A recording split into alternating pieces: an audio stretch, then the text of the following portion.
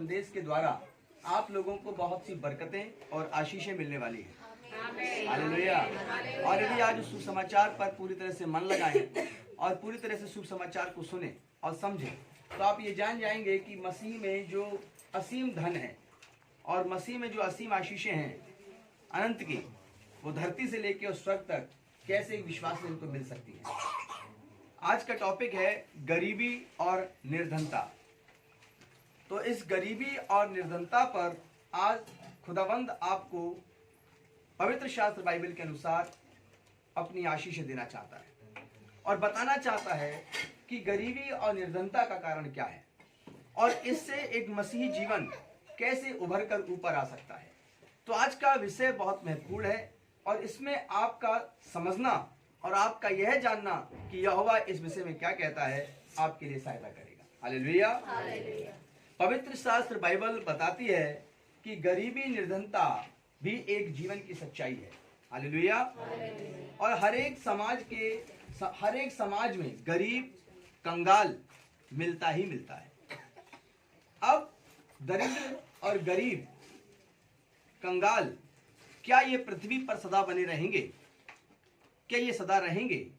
आइए हम लोग देखते हैं पवित्र शास्त्र से कि आखिर समाज में गरीब और कंगाल सदैव बने रहेंगे, ऐसा पवित्र शास्त्र में कहाँ लिखा है। धरती पर कितनी भी उन्नति क्यों ना हो जाए, धन की अपार वर्षा क्यों ना हो, तो भी कंगाल और गरीब बने रहेंगे। तो ये क्या समाचार डराने वाला है या आशीष का है? आशीष का है। तो आइए हम लोग व्यवस्था विवरण की किताब से शुरुआत करेंगे और उसके 15 चैप्टर उसकी 11 वर्सेस से आप लोग शुरू करें। 15वां अध्याय उसकी 11वीं आयत, जहां पर आपको ये पता लगेगा कि आखिर गरीब और कंगाल सदैव बने रहेंगे, ऐसा यहाँ पर लिखा है। पढ़िए। तेरे देश में दरिद्र तो सदा पाए जाएंगे, सदा पाए जाएंगे। इसीलिए मैं तुझे यह आज्ञा देता हूँ। हालेलुया। अब यहाँ पर पवित्र शास्त्र कहता है गरीब और कंगाल सदैव बने रहेंगे और मैं तुझे आज्ञा देता हूँ कि तू अपने देश में अपने दीन दरिद्र भाइयों को अपना हाथ ढीला करके बस। हालेलुया। इसलिए जब तुम्हारे पास धन हो, जब तुम्हारे पास सब कुछ हो, तो उन दीनों और दरिद्रों को देखकर, कंगालों को देखकर अपने मन में घमंड मत करना, बल्कि आपका हृदय आपके परमेश्वर, आपके मसीह के अनुसार प्रेमी और नम्र और दीन होना चाहिए। हालेलुया। लेकिन पवित्र शास्त्र व्यवस्था विवरण की किताब ये बताती है कि तुम्हारे देश में अर्थात तुम्हारे लोगों में गरीब और कंगाल सदैव बने रहेंगे। अब हम लोग पढ़ते हैं मत्ती 26 चैप्टर उसकी 11 वर्सेस। यहाँ पर देखेंगे दरिद्र गरीब सदा पाए जाएंगे, यह आज्ञा देता हूँ मसीह कहता है, प्रभु यीशु कहते हैं। पढ़िए मत्ती 26 का 11। कंगाल तो तुम्हारे सदा साथ रहते हैं। यीशु ने कहा कि कंगाल तो तुम्हारे साथ सदा रहते हैं, परंतु मैं तुम्हारे साथ सदैव न रहूंगा। परंतु मैं तुम्हारे साथ सदैव ना रहूंगा। हालेलुया। प्रभु यीशु मसीह एक जगह पर जाते हैं, वहां पर एक स्त्री जो जटामासी का इत्र, सबसे महंगा इत्र होता था, परफ्यूम होता था, उस इत्र को लेकर यीशु के ऊपर उड़ेल देती है। तभी यीशु का एक चेला जिसका नाम यहूदा इस्करियोती था, यहूदा इस्करियोती कहता है कि यह 300 दिनार का बेचा जा सकता था, लेकिन इसको इसने फेंक कर व्यर्थ कर दिया, और 300 दिनार का बेचकर कंगालों को बांटा जा सकता था, लेकिन इसने यीशु के ऊपर उड़ेल दिया। हालेलुया। तभी यीशु कहते हैं यहूदा से और बाकी सब संसार के लोगों से, हम सब से, कि कंगाल तो सदैव तुम्हारे साथ रहते हैं। यही लिखा है। आगे, परंतु मैं तुम्हारे साथ सदैव ना रहूंगा। और यीशु कहते हैं मैं तुम्हारे साथ सदैव नहीं रहूंगा। हालेलुया। और यहाँ पर व्यवस्था विवरण की जो बात है कि कंगाल सदैव बने रहेंगे, गरीब सदैव बने रहेंगे, यह बात यीशु भी आज्ञा दे देते हैं कि तुम्हारे बीच में तो कंगाल और गरीब सदा बने रहेंगे, परंतु मैं तुम्हारे संग सदैव ना रहूंगा। इसलिए गरीबी और निर्धनता का एक भाग हमेशा पृथ्वी पर बना रहेगा। लेकिन आज आपके लिए आनंद की बात अंत में पता लगेगी कि आप कैसे प्रभु यीशु मसीह में, कैसे उस पवित्र शास्त्र के द्वारा असीम धन के मालिक जो आत्मिक और सांसारिक चीजों का उपयोग करने के लिए है, उसे कैसे आप प्राप्त करें। हालेलुया। तो आज सुसमाचार में बड़े आनंद से बने रहिए और यीशु की इस आज्ञा पर भी ध्यान दीजिए जो यीशु ने खुद कहा कि तुम्हारे साथ ही सदैव बने रहेंगे, लेकिन मैं तुम्हारे साथ सदैव ना बना रहूंगा। हालेलुया। अगली आयत हम लोग देखते हैं नीति वचन 6:9, लेकिन इसे पढ़िएगा नहीं, पहले मैं कुछ बातचीत करूंगा कि परमेश्वर की इच्छा ऐसी नहीं कि मनुष्य को वह गरीबी में रखे।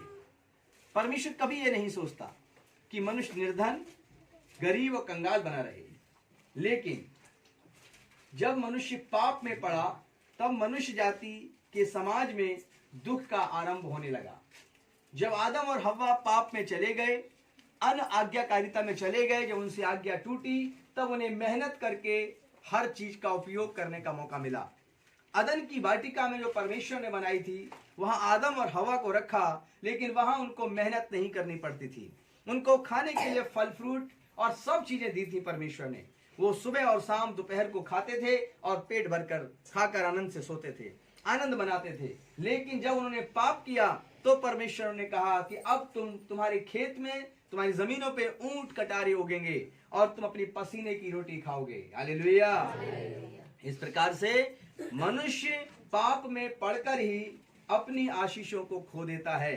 समाज में दुख का आरंभ होने लगा जब आदम और हव्वा पाप में गए, और मनुष्य जब जब पाप में गया तब तब उसके जीवन से परमेश्वर की आशीषें हटी और उसे अपनी हर चीज की खोज बड़ी मुश्किल से मिलती है। लिखा है, यह नहीं था कि जो लोग गरीब हैं वे अपने आप को सही ठहराएं।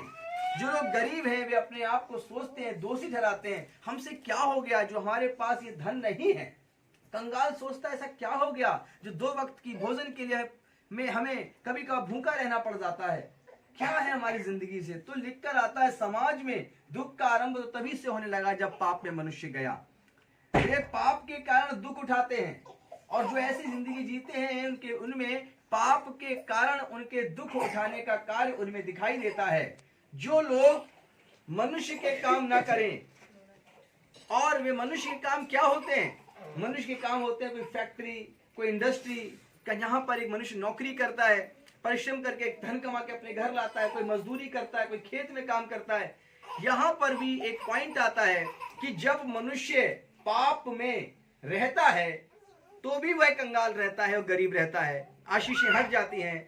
और जब मनुष्य आलसी हो जाता है और अपने खेत में न जाकर, अपने काम पर न जाकर घर में बैठा और लेटा और सोता रहता है, तो भी कंगालपन उसके ऊपर आ जाता है।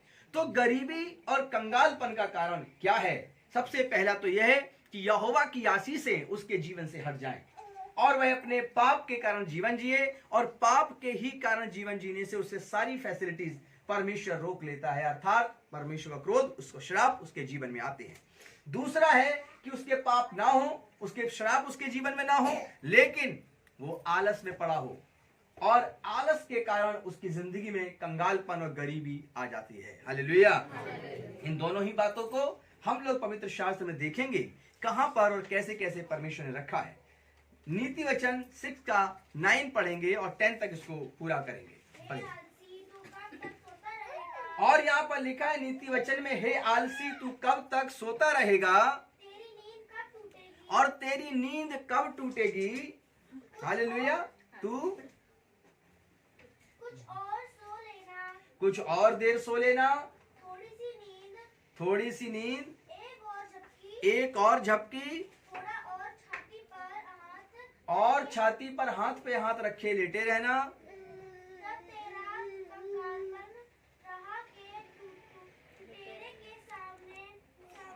लिखा है, कोई और पढ़िए इसको। तब तेरा कंगालपन राह के लुटेरे के समान, रास्ते में जैसे लुटेरे मिल जाते हैं, अचानक जब अकेले जा रहे होते हैं रात में या दोपहर में, जैसे लुटेरे मिलकर आपका धन छीन लेते हैं, ऐसे ही एक आलसी मनुष्य जब छाती पर हाथ रख के लेटा रहता है और कहता है कि अरे मेरी ड्यूटी का टाइम ऑफिस का हो रहा है, चलो एक झपकी और मार लेते हैं, थोड़ी सी नींद और ले लेते हैं, और फिर लिखा है कि उसका कंगालपन रास्ते के लुटेरे के समान और तेरी घटी हथियारबंद के समान आ पड़ेगी। और राह के लुटेरे के समान कंगालपन, और राह में जैसे हथियार वाले डाकू मिल जाते हैं, हथियार लगा देते हैं, वैसे ही तुझ पर कंगालपन विपत्ति भी आ पड़ेगी। हालेलुया। इसलिए यह ध्यान रखें, जो लोग खुदा का कलाम पढ़ते हैं, जो लोग मसीह पर ईमान रखते हैं, जो लोग कहते हैं यीशु मसीह सच्चा खुदावंद है, उनके बीच में गरीबी होने का कारण, उनके बीच में कंगालपन होने का कारण, उनके पाप, उनके श्राप लेकर आने वाला जीवन भी हो सकता है। इसलिए एक मसीह को अपनी जिंदगी में जांचना चाहिए, कहीं उनके पाप इतने हैवी तो नहीं हो गए कि उनके जीवन से परमेश्वर ने आशीष से छीन ली हो। और दूसरी तरह से अगर वो देख लें कि हमारे जीवन में पाप तो नहीं हुआ, तो वो ये देखें कहीं हमारा काम में आलसीपन तो हमारे ऊपर कंगालपन लेकर तो नहीं आ रहा, क्योंकि खुदा ने अपनी बातें इसमें रख दी है कि इंसान को मैं वचन दूंगा, सुसमाचार दूंगा, उस पर उसको यकीन लाना है, उसको उस पर ईमान लाना है और इस किताब में बताए गए रास्ते के अनुसार अपने जीवन को जीना है। इसलिए कंगालपन का दूसरा कारण, एक थोड़ी सी झपकी और ले लूं, थोड़ा सा और सो जाऊं, छाती पर हाथ रख के लेटा रहूं, और ऐसा करने से जल्द ही तेरा कंगालपन राह के लुटेरे के समान तेरे ऊपर आ जाएगा। हालेलुया। फिर वो कहेगा हम तो डेली प्रभु प्रभु करते हैं, पास्टर जी बरकत क्यों नहीं आ रही? चलो इस पास्टर से नहीं आ रही, चलो दूसरी कलीसिया में चलते हैं, वहां पर प्रार्थना कराएंगे। चलो हम कहीं और चलते हैं, कुछ और करते हैं, कुछ और उपाय करते हैं। सारे उपाय फेल हो जाते हैं। एक कर्मठ और मेहनती इंसान जब अपनी फसल के लिए अपने आप को आगे बढ़ाता है, जब वो अपने आप को घर से निकालता है, डोर टू डोर लेकर जाता है, तो परमेश्वर यहोवा कहता है मैं उसके लिए बंद दरवाजे खोल देता हूँ, मैं उसके फाटकों को खोल देता हूँ। हालेलुया। इसलिए मसीही लोगों को अपने जीवन में अपने आप को आलसी नहीं बनाना है, नहीं तो फिर मत यहोवा को दोष देना कि हमारा कंगालपन क्यों बढ़ता जा रहा है, हमारी गरीबी और निर्धनता क्यों बढ़ती जा रही है। तो हमने 2 पॉइंटों को भी देखा। आइए हम लोग थोड़ा सा और आगे बढ़ते हैं। इसी नीति वचन में 10 का 4 भी पढ़ेंगे। नीति वचन 10 का 4 क्या कहता है? जो काम में ढिठाई करता है, जो काम में ढिठाई करता है वह निर्धन हो जाता है, वह निर्धन हो जाता है। हालेलुया। काम में ढिठाई किसे कहते हैं? चलो कोई बात नहीं, आज बड़े आनंद का समय है, आज हम घर में सो लेते हैं। हालेलुया। चलो 4 मित्र बैठे हुए हैं, 4 मित्रों के पास गए, वहां पर बैठे हुए आनंद की बातें कर रहे हैं। संडे की शाम हो गई है। हालेलुया। पता लगा मंडे को ऑफिस जाना है, बोले आज रात को 12-1 बजे 2 बजे तक चलो आओ और आनंद मना लेते हैं। लेकिन सुबह काम की कोई चिंता नहीं है। हालेलुया। अब सुबह की नींद उनके ऊपर कंगाल बन करके उनके ऊपर आ जाएगी। वे सुबह सोते रह जाएंगे और उनके ऑफिस का काम निकल जाएगा, उनका बिजनेस के काम समय निकल जाएगा। तो यहाँ पर ढिठाई नहीं करनी है। एक इंसान को ढीठ नहीं होना है। उसको यदि सुसमाचार मिला है कि हम कैसे निर्धनता से निकलें, कैसे कंगालपन ऊपर आ जाता है राह के लुटेरे के समान, तो उस इंसान को क्या करना चाहिए? जो परमेश्वर कलाम सुन रहा हो, उनको इन सब बातों को चेक करना चाहिए अपनी जिंदगी के अंदर कि कहीं इस रास्ते से तो कहीं हमारे जीवन में कंगालपन, निर्धनता तो नहीं आ रही है। तो यहाँ पर जो लिखा है इसको दोबारा से पढ़ें और दोबारा से सब लोग सुनेंगे। जो काम में ढिलाई करता है, जो काम में ढिलाई और ढिठाई करता है वह निर्धन हो जाता है, वह निर्धन हो जाता है। परंतु कामकाजी बस। लोग, हालेलुया। परंतु कामकाजी लोग हाँ, अपने हाथों के द्वारा, लेकिन जो कामकाजी लोग हैं अपने हाथों के द्वारा धनी होते हैं। हालेलुया। प्रभु यीशु से पास्टर प्रार्थना कर दो मैं धनवान हो जाऊं, करनी भी चाहिए क्योंकि प्रभु यीशु बरकत देते हैं। लेकिन आज का सुसमाचार है गरीबी और निर्धनता से हम कैसे निकले, से कारण क्या है। तो तीसरा जो और बात हम लोगों ने पवित्र शास्त्र से कही, उसमें ये हम लोगों ने देखा कि ढिलाई जो काम में करता है और ढीठ भी हो जाता है, वह अपने ऊपर निर्धनता का बोझ लेकर आता है, कंगालपन का बोझ लेकर आता है। लेकिन जो कामकाजी होता है वह कभी निर्धन नहीं होता। हालेलुया। परमेश्वर उस पर धन की आशीषें दिया करते हैं। तो इसलिए एक मसीही जीवन के अंदर आपकी प्रार्थना का जीवन होना चाहिए, आपका सामर्थ्य जीवन होना चाहिए, लेकिन आप जब कहते हैं कि मेरे लिए प्रार्थना करो कि मेरे घर पर धन की घटी कमी ना हो, तो परमेश्वर चाहता है कि आप जाएं अपने खेत में। अपने खेत का मतलब है अपने बिजनेस पर, अपनी जॉब पर। यदि वो नहीं है तो ढूंढें जब तक कि यहोवा आपको वो चीज ना दे दे, क्योंकि कहता है वचन मत्ती 7 का 7, ढूंढोगे तो तुम पाओगे। चाहे परमेश्वर को, चाहे बिजनेस को, चाहे जॉब को, चाहे आप इनकम के वो पवित्र और पाक तरीके जो संसार में मौजूद हैं, हालेलुया, आपको उसके लिए ढूंढने के लिए जाना पड़ेगा, प्रार्थना करने के लिए अपने आप को घर से बाहर निकालना पड़ेगा। फिर परमेश्वर कहता है मैं तुम्हें धन की असीम आशीषें दूंगा, जैसे कि हम लोगों ने नीति वचन 10 में पढ़ा था, हालेलुया। हम लोग देखते हैं अभी नीति वचन कहता है, हे आलसी तू कब तक सोता रहेगा, तेरी नींद कब टूटेगी। पद 10 में हम लोगों ने पढ़ा, और सो लेना, थोड़ी सी नींद, एक और झपकी। हम लोगों ने पढ़ा ये सब जो विचार आपके मन में हैं, ये कहीं ना कहीं आपकी जिंदगी में निर्धनता, गरीबी, कंगालपन का दस्तक है, उनका आपके जीवन में आना है। इसलिए सबसे पहले नीति वचन 31 को भी पढ़ लेना। जो बहनें हैं वो घर में जाकर पढ़ लें, जिन पे बाइबल हो। जो ऑनलाइन देख रहे हैं ये भी अपने घर में पढ़ सकते हैं। वहां पे एक बहुत अच्छी आयत लिखी है स्त्रियों के लिए कि कामकाजी स्त्री अपने घर के लिए रात को, सुबह को तड़के ही उठ जाती है सूरज निकलने से पहले, और अपने घर के सारे काम काज कर लेती है, और उनके लिए भोजन बनाती है, वस्त्र तैयार करती है, और उसके घर का दिया रात को भी कभी बुझता नहीं है। ये क्या दर्शाता है? ये घर की आशीषों को दर्शाता है मेरे प्रिय लोगों। जिस घर की स्त्री खुदावंद में आई हो, और मैं यहाँ देखता हूँ कलीसियाओं में स्त्रियां ज्यादा हैं, और फिर भी यदि उनके घर में रोशनी, उनके घर में खुदा की बरकतें ना आए, तो इसका मतलब है कि कहीं ना कहीं ढिलाई है, कहीं ना कहीं ढिठाई है, या श्राप या पाप है। हालेलुया। अभी तक के वचन के अनुसार आगे भी वचन हम आपको देंगे। तो एक स्त्री को अपने घर के लिए हमेशा तैयार रहना चाहिए। दर्द और पीड़ा, बीमारी और रोग में भी उसको अपने आत्मा के बल के द्वारा खड़ा हो जाना चाहिए। हालेलुया।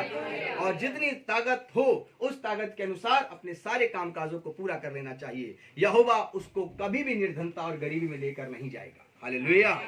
इसलिए नीति वचन 31 हमने आपको दिया है, और आप मुझसे प्रार्थना कराएं, या आज या 1 साल के बाद, तो इस वचन को जरूर घर में पढ़कर आएं। तब अपने घर में पढ़ने के बाद या याद करने के बाद तब मुझसे धन की आशीषों की प्रार्थना कराना।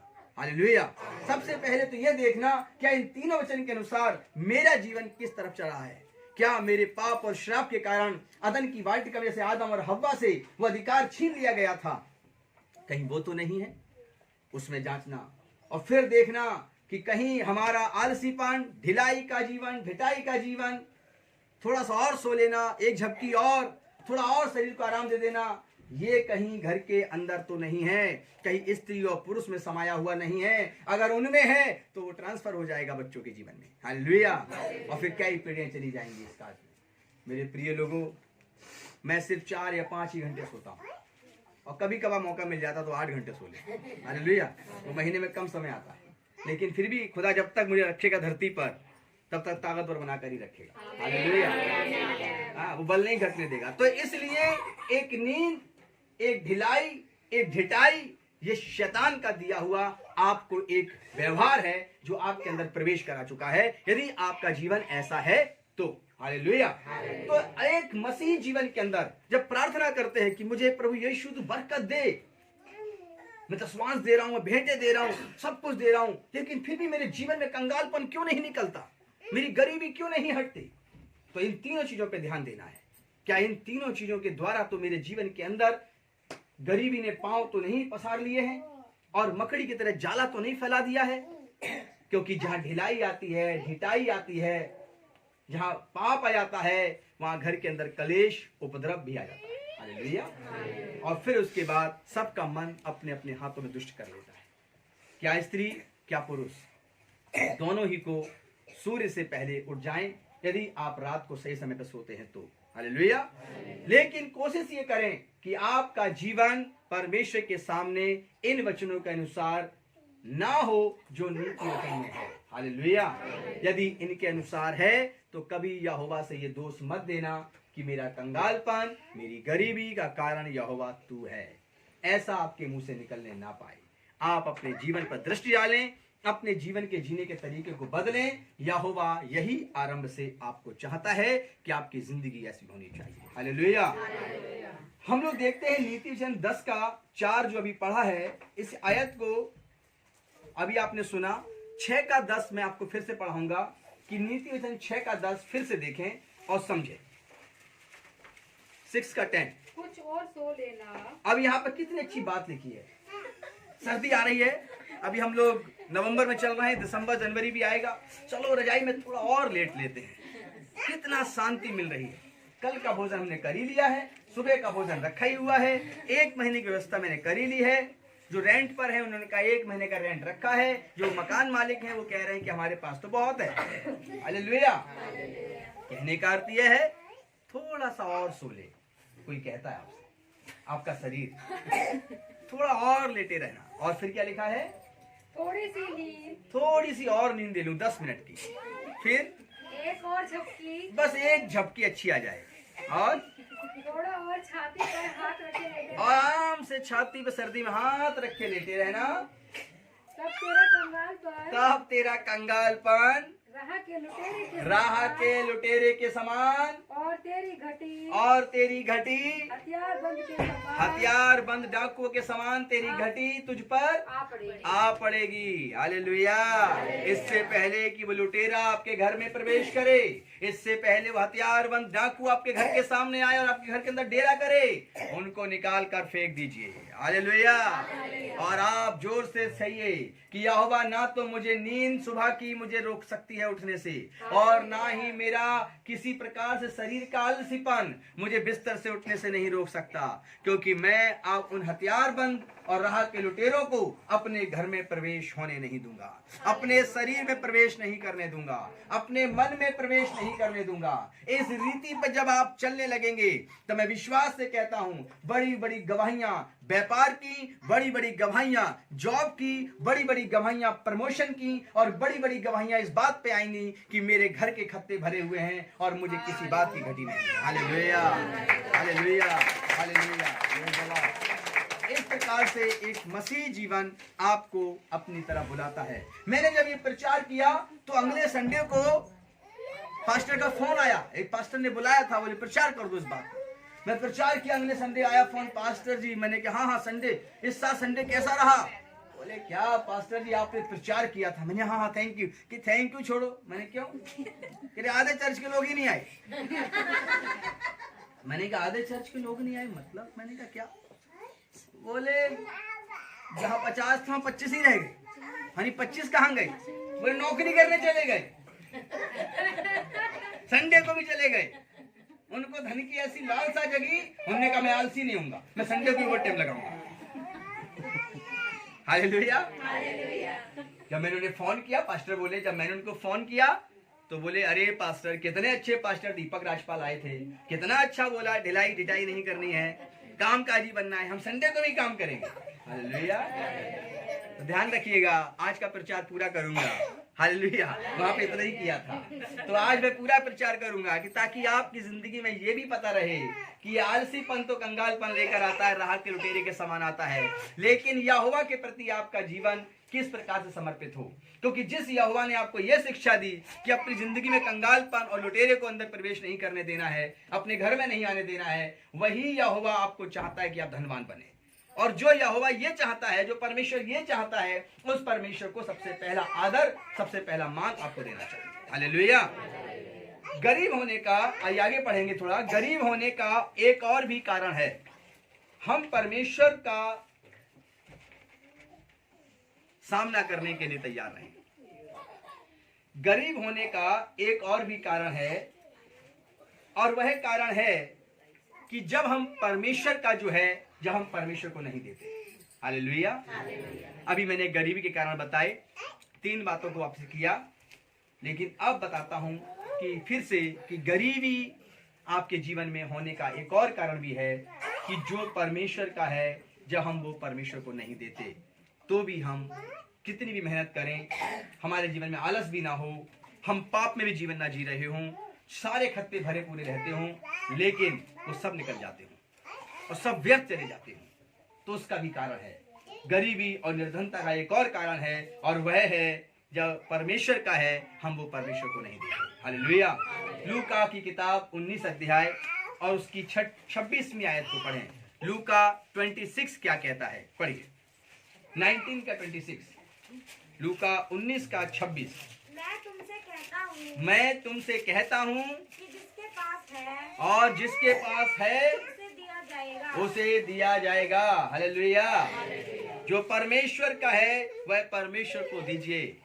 जब एक मनुष्य अपने धन को कमाता और लेकर आता है तब वह आलसी हो जाता है सिर्फ एक ही काम में, और वो है परमेश्वर का जो है जब वो परमेश्वर को नहीं देता। हालेलुया। और वो परमेश्वर के धन से चोरी करता है। मलाकी की किताब 3 अध्याय और उसकी 8 और 10 आयत को पढ़िए। मलाकी 3 अध्याय उसकी 8 और 10 आयत को पढ़िए और देखिए कि एक व्यक्ति कामकाजी है, आलसी नहीं है, वो दिन रात मेहनत करता है, कलीसिया भी आता है, प्रार्थना भी करवाता है, लेकिन जो परमेश्वर का है वो परमेश्वर को नहीं देता। पढ़िए। क्या मनुष्य परमेश्वर को धोखा क्या मनुष्य परमेश्वर को धोखा दे सकता है? पर देखो तुम मुझको धोखा देते हो और तो भी पूछते हो, तो भी तुम पूछते हो हमने किस बात में तुझे लूटा है। हमने तुझे किस बात में लूटा है। परमेश्वर ने यह किताब लिखी, अपने लोगों को बताया। क्या मनुष्य परमेश्वर को धोखा दे सकता है? जो परमेश्वर धरती के आर पार देख लेता है, क्या हम उसको धोखा दे सकते हैं? नहीं। परमेश्वर को हम कभी धोखा नहीं दे सकते, क्योंकि वो हमारे अंदर और सब चीजों को जानता है, हमारे मनों को जानता है। एक एक बाल हमारे सर का गिना हुआ है, लेकिन बाइबल में लिखा है फिर भी देखो तुम मुझे देते हो। हालेलुया। कैसे देते हो? पढ़िए। दसवांश और उठाने की भेंटों में तुम दसवांश और उठाने की भेंटों में तुम आलसी हो जाते हो, तुम चोरी करने लगते हो। हालेलुया। तुम परमेश्वर का धन चुराते हो। जब कोई मनुष्य परमेश्वर की चोरी करता है, परमेश्वर के राज्य की चोरी करता है और उसके सामने रखे हुए धन को चुरा लेता है, तब वह परमेश्वर के सामने अपने आप को निर्धन और गरीब और कंगाल होने की तरफ लेकर चला जाता है। इसलिए गरीबी और कंगालपन का दूसरा कारण जो है वो यही है कि उनके जीवन के अंदर क्या नहीं है? दसवांश और उठाने की भेंटों दसवांश और उठाने की भेंटों के द्वारा उनके जीवन को परमेश्वर बदलना चाहता है, लेकिन एक मसीह कंगाल और गरीब इसलिए बना रहता है क्योंकि वह कभी भी अपनी भेंटें और अपने दसवांश जो है वह यहोवा के सामने समर्पित नहीं करता। इसलिए उसके जीवन के अंदर भी गरीबी और कंगालपन बना रहता है। इसलिए गरीबी और कंगालपन का कारण मसीह लोगों के बीच में एक ये भी हो जाता है कि वे लोग परमेश्वर को लूटते हैं और परमेश्वर के सामने आने वाली भेंटों को छिपा लिया करते हैं। हालेलुया। और इसीलिए मलाकी की किताब कहती है कि तुम मुझे लूटते हो क्योंकि तुम दसवांश और उठाने की भेंटों में ऐसा करते हो। हालेलुया। और धोखा देते हो। क्या मनुष्य परमेश्वर को धोखा दे सकता है? तो आपने कहा नहीं दे सकता है, लेकिन मनुष्य कमा कर तो लाता है 30 दिन मेहनत कर, और जब उसे देने का समय आता है तब वह उसमें क्या करता है? छिपा लेता। हालेलुया। और परमेश्वर को नहीं देता। और परमेश्वर कहता है ऐसी आज्ञा देकर मैंने तुम्हारी नियत को जाना है कि क्या तुम मेरे से लेने के बाद क्या तुम मेरे पास लाने में खुशी करते हो, क्योंकि मैंने तुम्हारे शरीर में ताकत बख्शी है, मैंने तुम्हें बुद्धिमान बनाया है ताकि तुम जाओ और जाकर अपने काम के स्थान पर अच्छे से काम करने पाओ, लेकिन तुमने उस ताकत को, तुमने उस बुद्धिमानी को चोरी में बदल दिया है। हालेलुया। मेरे अजीजों, लोग परमेश्वर को बची हुई रोटी देना चाहते हैं, वे भी कभी धनवान नहीं बनते। यदि आपके घर में स्वर्गदूत आ जाए, परमेश्वर तो छोड़िए, स्वर्गदूत आ जाए तो आप खाना बना रहे हो तो उसे कौन सा खाना देंगे, पहले वाला या सब बच्चों खिलाने के बाद? तो परमेश्वर को बहुत से मसीह लोग दान बचा हुआ देते हैं। जब उनके घर में सारा खर्च हो जाता है तो उसके बाद वो देते हैं, चलो कलीसिया में 10 तारीख आने वाली है, 15 तारीख आने वाली है, चलो कलीसिया आप कुछ दे देते हैं क्योंकि पासवान लिफाफे में नाम पढ़ लेंगे तो खुश हो जाएंगे। हालेलुया। तो कम से कम हमारी बात को सुनेंगे। इस रीति से वो दान दिया करते हैं, लेकिन गरीबी और कंगालपन का कारण उनकी भेंटें और उनके दसवांश चोरी करने की नियत भी है, जो उनके ऊपर आशीषें लाने के बजाय उनके ऊपर कंगालपन को लेकर आ रही है। हालेलुया। इसीलिए अभी हमने आपको और भी कारण बताए थे गरीबी और कंगालपन के। अब हम लोग प्रचार के बिल्कुल बीचों बीच भाग में चल रहे हैं। इसके बाद प्रचार चलेगा हमें आपकी आत्मिक आशीषों की तरफ। हालेलुया। अब आपको ये बताना है, अब आपको ये समझना है, क्या वो गरीबी, क्या वो कंगालपन आपके किस पहलू के द्वारा आपके आसपास के लोगों में है। हो सकता है कि आप अपनी जिंदगी में सब कुछ अच्छा करते हो और आप धनवान हो, बरकत आपके जीवन में हो, लेकिन यदि आप में से कोई है या आपका जीवन खुद ऐसा है, तो आज ही आप यहोवा का शब्द सुने तो उसका इनकार ना करें, बल्कि प्रायश्चित करें और अपनी जिंदगी से कंगालपन को, अपनी जिंदगी से इस चोरी करने की आदत को हमेशा के लिए निकाल दीजिए। आलसी आत्मा को निकाल दीजिए। यहोवा के लोग राज्य करने के लिए पैदा हुए हैं। यहोवा परमेश्वर की प्रजा जो अब्राहम के बच्चे हैं, जो मसीह के अनुयायी हैं, वे दुनिया पर राज्य करने के लिए और सबसे बड़ी आशीषों के हकदार होने के लिए बनाए गए हैं। इसलिए गरीबी और निर्धनता आपके लिए नहीं है। हालेलुया। बिल्कुल भी नहीं है। इसका कोई आपकी जिंदगी में मौजूदगी नहीं होनी चाहिए। हालेलुया। हम लोग देखते हैं हागे की किताब, हागे की किताब सपन्या किताब के आगे होगी शायद, मेरी किताब में तो ऐसे ही है। हाँ, तो एक अध्याय उसकी 9वीं आयत को पढ़िए। सपन्या की किताब के बाद हागे की किताब उसका एक अध्याय 9वीं आयत। तुमने बहुत उपज की आशा रखी, तुमने बहुत फसल को उपज की आशा रखी, परंतु देखो थोड़ी ही है। देखो लेकिन उपज थोड़ी सी ही है। और जब तुम उसे घर ले आए, जब तुम उस उपज को घर पर लेकर आए, तब मैंने उसको उड़ा दिया। तब मैंने, परमेश्वर कहता, उसको उड़ा दिया। हालेलुया। आगे की किताब में लिखा है कि सबसे पहले तो तुमने उपज की आशा रखी है। किसान गया, उसने बीज बोया, उसने कहा इस बार तो बहुत अनाज होगा, लेकिन लिखा है उपज थोड़ी ही हुई। उसके बाद घर ले आया तो जो थोड़ा था वो भी परमेश्वर कहता मैंने उसे उड़ा दिया। अब उसकी मेहनत क्या हुई? व्यर्थ हो गई। इसका अर्थ है जब एक मनुष्य धन कमाने की आशा में जाता है, सोचता है अगले साल उसका प्रमोशन लगेगा, अगले साल उसका बिजनेस दूना हो जाएगा, लेकिन वो परमेश्वर से चोरी करता है, वो परमेश्वर को दशमांश नहीं देता, वह परमेश्वर को भेंटे नहीं देता और वह उसे छिपाने की कोशिश करता है, तो वह ना तो प्रमोशन पा पाता है और प्रमोशन पा भी लेता है तो उसमें एक बड़ा उसका जो प्रमोशन में सैलरी बढ़ती है, क्या बोलते हैं उसको? इंक्रीमेंट। हालेलुया। उसका इंक्रीमेंट भी ज्यादा नहीं लग पाता, उसकी जो भी रेट बढ़ने के कारण है वो भी कम होने लगता है। ये सब चीज जब होने लगती हैं तब वो जितनी आशा रख रहा था उतनी आशा उसकी पूरी नहीं है।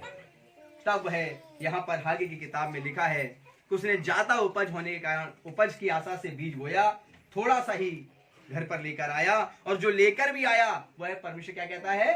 तब मैंने उसको उड़ा दिया। तब मैंने उसको उड़ा दिया, यानी कि वो घर पर लेकर आया और 20 तारीख तक ही बोड़ गया, 15 तक ही खत्म, फिनिश्ड। अब वो कह रहा है चलो किसी से मांग लेते हैं, चलो किसी से 500, किसी 1000 ले लेते हैं। मसीह लोगों का हाथ कभी ऐसे नहीं होना चाहिए, एक विश्वासी का भी देने वाला होना चाहिए। हालेलुया। इसलिए कैसे हो गया ये? क्योंकि उसने परमेश्वर से चोरी किया, क्योंकि उसने परमेश्वर से छिपाया, और यह कार्य मसीह लोगों के बीच बिल्कुल नहीं होना चाहिए। उनको पूरे आनंद के साथ यहोवा के सामने अपनी दशमांश, अपनी भेंटें लेनी चाहिए और लेके आनी चाहिए, क्योंकि यह पवित्र किताब की आशीष है। हालेलुया। एक माता पिता ने अपने बच्चों को पढ़ाने लिखाने के लिए सारा धन लगा दिया, अपने सोने चांदी बेच दिए। चारों बच्चे उसके बड़े अधिकारी बन गए, जो 1-2 लाख रुपए कमाते थे। लेकिन जब उनके घर में लोग गए तो उनका घर की पेंट, उनकी दीवारें कमजोर थी, सब चीजें पुरानी सी लग रही थी।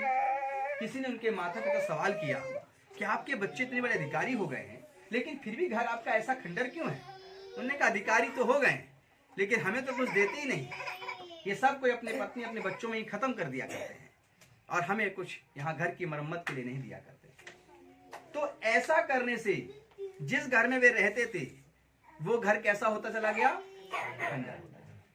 मेरे अजीजों, जब दशमांश और भेंटें आती हैं तो परमेश्वर का भवन जिसमें आप बैठकर वचन सुनते हैं, चाहे वो किसी भी कलीसिया का हो, पूरे इंडिया, पूरे वर्ल्ड में, वह शोभायमान, चमकदार और उन्नतिशील बनाई जाती है। हालेलुया। और उसके बाद पता लग जाता है कि यहाँ के लोग कितनी वफादारी के साथ अपने बीज को बोते हैं। हालेलुया। और इस प्रकार अपने जीवन में होते हैं। लेकिन वो व्यक्ति वहां पर रुका, तभी देखा क्या एक बेटा आया, उसने माता जी क्या बनाया है? माँ ने कहा बेटा मैंने तो बस कल की सब्जी रखी थी वही आपको दे रहा हूँ। उसने थाली फेंक दी। बताओ कमाल है, कल की सब्जी आप मुझे खिला रहे हैं। दूसरा बेटे ने कहा मेरा मिल्क कहाँ है? बोले वो तो फट गया है, खराब हो गया था। वो भी गुस्सा चला गया। सब चाहते हैं कि मेरी माता पिता बहुत अच्छा खाना खिलाएं, बहुत अच्छे से मुझे बर्तन दें, बहुत अच्छे से मेरा बेड हो, बहुत अच्छे से मेरी चीजें हो, लेकिन अपने माता पिता को कुछ वो देना नहीं चाहते। Hallelujah, hallelujah. ठीक ऐसी ही आशा जब हम कलीसिया से रखते हैं। जो कलीसिया जो बनाई गई है वो तो किसी न किसी पासवान के ऊपर बनाई जाती है, लेकिन जहां बैठकर सुसमाचार सुनते हैं, हम चाहते हैं कि उसकी दीवारें दूसरी कलीसियाओं के समान जो पहले से आशीषित हैं, भव्य हैं, हमारी भी दिखनी चाहिए। तो उनको ये याद रखना चाहिए, क्या हम कलीसिया के प्रति अपनी वफादारी निभा रहे हैं? क्या हम परमेश्वर की जो चोरी कर रहे हैं, क्या हम वो चोरी करने के बजाय हम ईमानदारी से अपने आत्मिक माता पिता जो हमारा स्वर्ग में बैठा है उसको देने जा रहे हैं? हालेलुया। जब हम देना नहीं चाहते लेकिन हम खाना अच्छा चाहते हैं। हालेलुया। हम देना नहीं चाहते लेकिन हम बिस्तर अच्छा चाहते हैं। मेरे अजीजों, यह एक टॉपिक है जो हागे की किताब के अंदर अनुसार लिखा है। ऐसे व्यक्ति के घर में जो परमेश्वर को देने की बजाय सब जरूरतों को पूरी कर लेता है। एक व्यक्ति बोला पास्टर जी मैं देना तो चाहता हूं लेकिन मैं बचता नहीं है। मैंने कहा भाई बची हुई जूठन क्या अपने माता पिता को खिलाओगे? बोले पास्टर जी कभी नहीं हो सकता, मैं तो उनको सबसे पहले देता हूं। हालेलुया। ऐसा तो कभी हो ही नहीं सकता। हालेलुया। ऐसा कभी हो ही नहीं सकता कि मैं उनको जूठन खिलाऊं। हालेलुया। दे दीजिए पीछे। हालेलुया। कि ऐसा कभी हो ही नहीं सकता कि मैं उनको जूठन खिलाऊं। ऐसा हो सकता है? करेंगे आप लोग ऐसा? तो फिर जो लोग ये कहते हैं कि पास्टर जी मैं दशमांश मैं भेंटें दे ही नहीं पाता हूं, वे इसलिए नहीं दे पाते हैं कि जब सबसे पहले लाते हैं तो यहोवा को देने के बजाय वे चिंता करने लगते हैं। उन्हें चोरी की आत्मा सताने लगती है कि हाय अब हम कैसे करें, सबसे पहले अपने खर्चे पूरे करें, हम यहोवा को कैसे देंगे। हालेलुया। बचेगा तो हम परमेश्वर को दे देंगे, बचेगा तो हम कलीसिया को दे देंगे, बचेगा तो हम देखेंगे। अरे बची हुई चीज यहोवा को क्यों चाहिए? उसे तो आपके दिल में पहली जगह चाहिए थी, उसको तो आपके स्थान में पहला स्थान चाहिए था। आप उसे आखिरी स्थान देना चाहते हैं और फिर चाहते हैं कि वो आपको बरकतें दे दे, फिर चाहते हैं कि वो आपको सबसे दुनिया का हसीन इंसान बना दे। अगर ऐसी नियत रख कर आते हैं तो यहोवा से तो कुछ ले ही नहीं सकते। ये भूल जाइए, पत्थरों के आगे जाइए, सिजदा करिए, वहां फ्री में मिल जाता होगा। यहाँ पर तो उसकी कीमत है, आपको बलिदान देना पड़ेगा। हालेलुया। इसलिए मैं क्लियर कर दूं यूट्यूबर के लिए कि पत्थरों के सामने मुफ्त में मिलने का अर्थ नहीं। अर्थ यह है कि वहां पर वे उनको भोजन कराते हैं और खुद भी उसी भोजन में से खा लिया करते हैं। वे उनको तमाम नशीली चीज चढ़ाते हैं और उनमें से खुद ही खाकर आनंदित और फूलते हैं।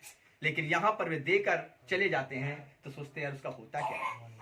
हालेलुया। वहां तो 4 लड्डू ले आते थे, एक छोटा चढ़ाते थे, बाकी 3 खा लेते थे। 11 किलो की पूड़ियां बनाते थे, 2 पूड़ी रख देते थे, बाकी 9 किलो 900 ग्राम खा लिया करते थे। यहाँ पर होता क्या है? ये जाता कहाँ है? वहां तो 1 गिलबड़ी लाते थे, थोड़ी चढ़ाई, बाकी अपना करके घूम गए। यहाँ क्या होता है यहाँ का पता ही नहीं चलता। ये पासवान अच्छे अच्छे बढ़िया बढ़िया बस, ये रहन सहन, अरे वाह, ऐसा सबको पासवान हो जाना चाहिए, ऐसा करके सोचने लगते हैं। हालेलुया। यह नियत अगर है तो विश्वास करिए कि खुदावन अपने चरवाहों को, पासवानों को तो पत्ते भी पेड़ के बनाकर धन बना सकता है, स्वर्ग से भोजन करा सकता है और उनको बड़े से बड़े स्थान पर रख सकता है। लेकिन एक विश्वासी यदि चाहता है कि वो एक आशीषित व्यक्ति बने और धनवान बने, उसके अंदर कंगालपन ना आए, निर्धनता उसके अंदर ना आए, गरीबी ना आए, तो उसको सबसे पहले अपनी चोरी करने वाली आदत को बंद करना पड़ेगा। उसको सबसे पहले जो यहोवा का है वो यहोवा को देना पड़ेगा। उसको दसवांश और भेंटों को सबसे पहले यहोवा को देना पड़ेगा। बचा हुआ मत लाइए। जैसे ही हाथ में आती है आपके बिजनेस की कमाई, सैलरी की कमाई, आप अपने मुट्ठी में जब लेकर आते हैं तो यहोवा जब कहता है तुमने घर में निकाला, जैसे ही वहीं से तुम्हें आशीषें मिलने लगती है। हालेलुया। वहीं से तुम्हें अपने अनुग्रह परमेश्वर देना शुरू कर देता है। यहोवा का ये वायदा है। इसीलिए आज तक जो मसीह के पूर्वज ऐसा करते आए हैं वे बरकतों में जीवन जीते हैं। हालेलुया। जब हम लोग इस पीढ़ी में बोएंगे तो हमारी अगली पीढ़ी उसके फसल को काटती है। तो इस प्रकार से हम लोग हागे की किताब को फिर से दोबारा पढ़ें और इसको अपनी नौकरी, अपने व्यापार के लिए थोड़ा समझें और इसका मन लगाएं कि आखिर ये किताब की आयत क्या कहती है। हालेलुया। पढ़िए। तुमने बहुत उपज की आशा रखी, तुमने अपनी जिंदगी में बहुत तरक्की की आशा रखी, परंतु देखो थोड़ी ही है। लेकिन तुम थोड़ी ही लेकर आए हो। और जब तुम उसे घर ले आए, लेकिन जब तुम उसे घर लेकर आ गए तब मैंने उसको उड़ा दिया। तब मैंने उसको उड़ा दिया। सेना- सेनाओं के यहोवा का यही सेनाओं के यहोवा का यह वाणी है। यही वाणी है। हालेलुया। वो जो परमेश्वर है उसकी यही वाणी है। मेरे प्रिय लोगों, तो आपके जीवन के अंदर ऐसा नहीं हो, मसीह लोगों के जीवन में ऐसा नहीं होना चाहिए। यदि वे ज्यादा की आशा रखते हैं तो उनके पास ज्यादा ही होना चाहिए। हालेलुया। पूरी पढ़ दीजिए, अच्छी आयत होगी वो। ऐसा क्यों हुआ? हाँ, क्या इसीलिए नहीं कि मेरा भवन उजाड़ पड़ा है? यह इसलिए हुआ, इसलिए नहीं हुआ कि मेरा भवन उजाड़ पड़ा है और तुम में से प्रत्येक अपने अपने घर को दौड़ा चला जाता है। और हर एक मनुष्य अपने अपने घर को दौड़ा चला जाता है और मेरा भवन उजाड़ पड़ा है। हालेलुया।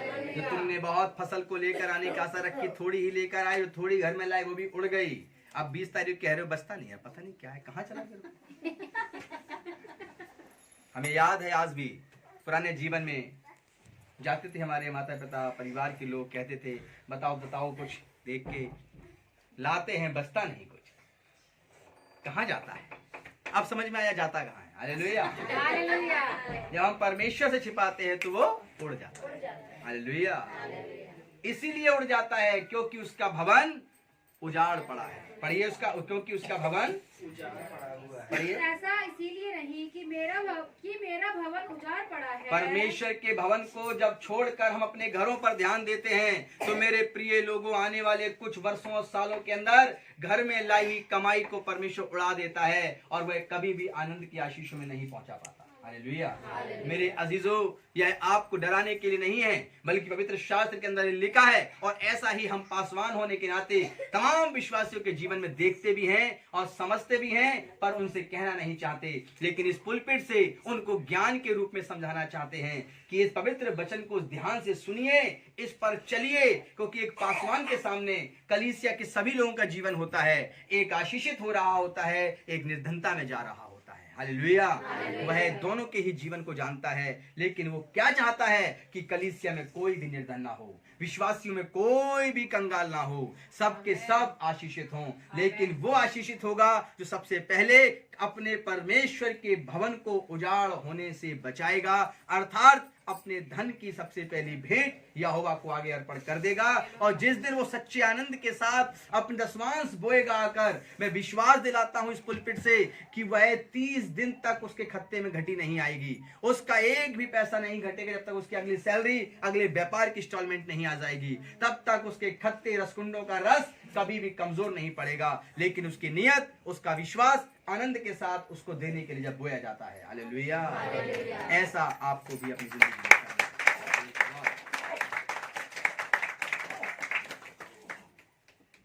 अब हम बात करते हैं एक और गरीबी और कंगालपन की। आगे बढ़ते हैं। अन्य घटनाएं भी हैं जिनमें गरीबी का सीधा संबंध व्यक्ति के गलत कामों से नहीं है।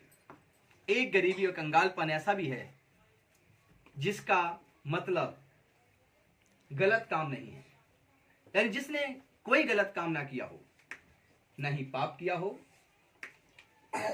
और ना ही परमेश्वर से चोरी की हो, ना ही वो आलसी हो, मेहनती हो, कामकाजी हो, दान देने में आगे बढ़ने वाला हो, वो व्यक्ति भी गरीबी में जा सकता है। मसीह के सामने अच्छी चाल चलता हो तो भी वो गरीबी और कंगालपन में जा सकता है। ये भी एक गरीबी और कंगालपन है। इसके विषय में मैं समझाना चाहता हूं। इसमें शैतान का भी हाथ